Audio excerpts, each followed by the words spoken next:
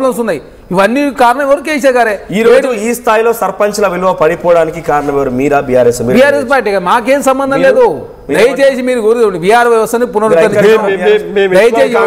మీరు చెప్పండి సార్. మనోజ్ గారు 10 ఏళ్ల పాటుగా 2 ఏళ్ల పాటుగా బేరీజ్ వేసుకుంటే ఇద్దరి తప్పుంది. 3 రాజకీయ పార్టీలు తీస్తున్నాను ఇక్కడ, ఒక పార్టీని కాదు, 3 రాజకీయ పార్టీలు కారణమే దీనికి.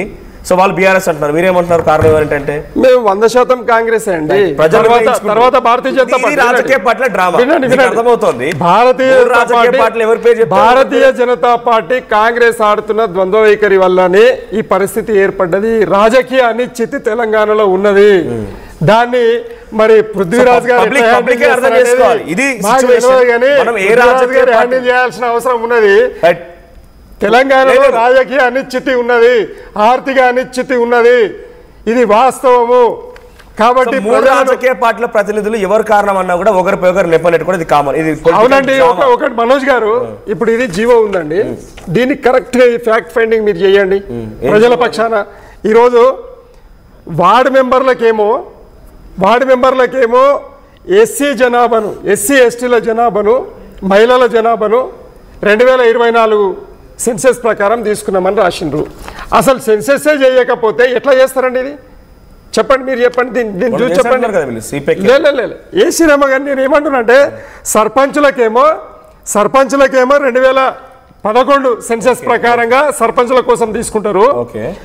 మరి అదే వార్డు మెంబర్లకు 2024 చేసిన లెక్కలు ఏంటంటే బీసీ జనాభా లెక్కల, తక్కిన అన్ని కులాల జనాభా లెక్కల, డెడికేటెడ్ కమిషన్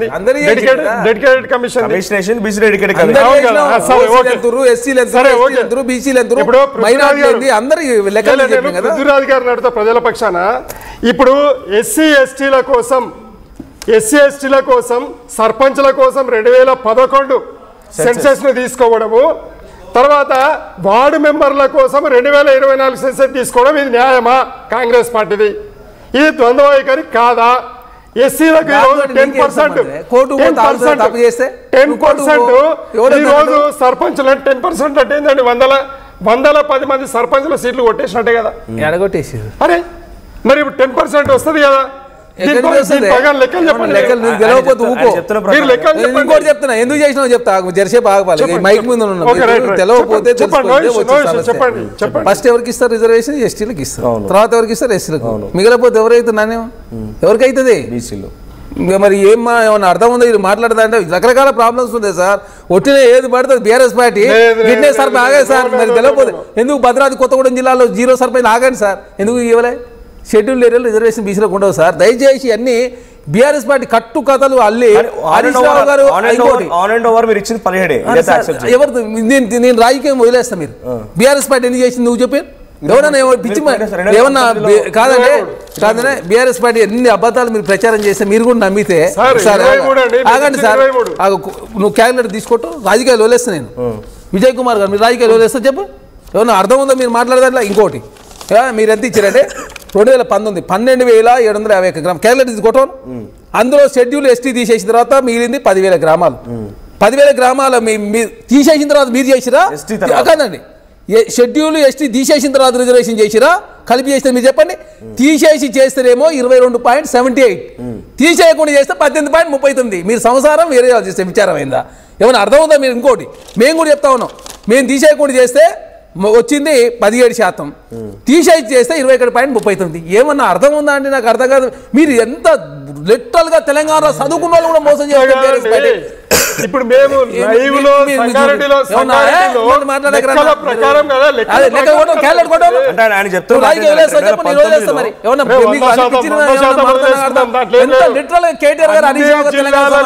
ఇంకోటి ఇండస్ట్రియల్ పాలసీ తీసుకొస్తే ఇండస్ట్రియల్ వీళ్ళు చేస్తే కరెక్ట్ అట. 19 నెంబర్ 2021 జీవో తీసుకొచ్చి లీజ్ భూములు రెగ్యులైజ్ చేసి మీరు దుర్మార్గాలు పాల్పడి, అరే ప్రైవేట్ వ్యక్తులు చేస్తున్న భూములను జోన్ కన్వర్షన్ చేస్తే 5 లక్షల కోట్ల అవినీతి జరిగింది, 6 లక్షలు జరిగింది. ఏమన్నా అర్థం ఉందా? అంటే చదువుకున్న వాళ్ళు కూడా మీరు మోసం చేద్దామని చూస్తారా? అంటే మీకు నమస్తే తెలంగాణ టీవీ యూట్యూబ్ ఛానల్ ఉంటే మీ ఇష్టం వచ్చింది మాట్లాడేది కరెక్ట్ అవుతుందా అని నాకు అర్థం కాదు. కాంగ్రెస్ పార్టీ ఏం చేసింది? ఇండస్ట్రియల్ పాలసీలో జస్ట్ జోన్ కన్వర్షన్ చేసినాం మేము. మీరు లీజు భూములని ప్రభుత్వం తీసుకోవాల్సిన లీజు భూములని రెగ్యులరైజ్ చేసి మీరు ₹1 కోట్ల గడించి మీరు తెలంగాణ చదువుకున్న వాళ్ళని మోసం చేస్తుంది బీఆర్ఎస్ పార్టీ. ఇక చదువుకున్న నెలలు మోసం చేసి చెప్పండి. మరి మీరు 18% ఉంది. నేను రాజకీయాలు వదుకొని సిద్ధంగా ఉన్నా. మీరు లెక్క చేయి. క్యాలెండర్ తీసుకోండి ఇప్పుడు ఏమైనా అర్థం ఉందా కేటీఆర్ ఒకసారి మీరు క్యాలెండర్ తీసుకోవటండి మొత్తము 12,750 గ్రామాలు నాకు అర్థమైంది పాయింట్ ఎస్టీలో తీసిన తర్వాత వాళ్ళు ఇచ్చింది 22.78 సార్ ఎస్టీలో కలిపి చేస్తే షెడ్యూల్ అండ్ ఎస్టీ కలిపి చేస్తే 18.39 ఈ సంఖ్యకు మేము కట్టుబడి ఉన్నాం మేము చెప్తున్నాం అదే ఎందుకు తగ్గిందో ఉన్నది మేము చేసింది కదా సార్ సుప్రీంకోర్టు డైరెక్షన్స్ మేము ఎక్కడ కూడా ఒక్క ఈ సమంత తప్పు కూడా మేము చేయలేదు సుప్రీంకోర్టు చెప్పింది ఏది తక్కువైతే తీసుకోవాలి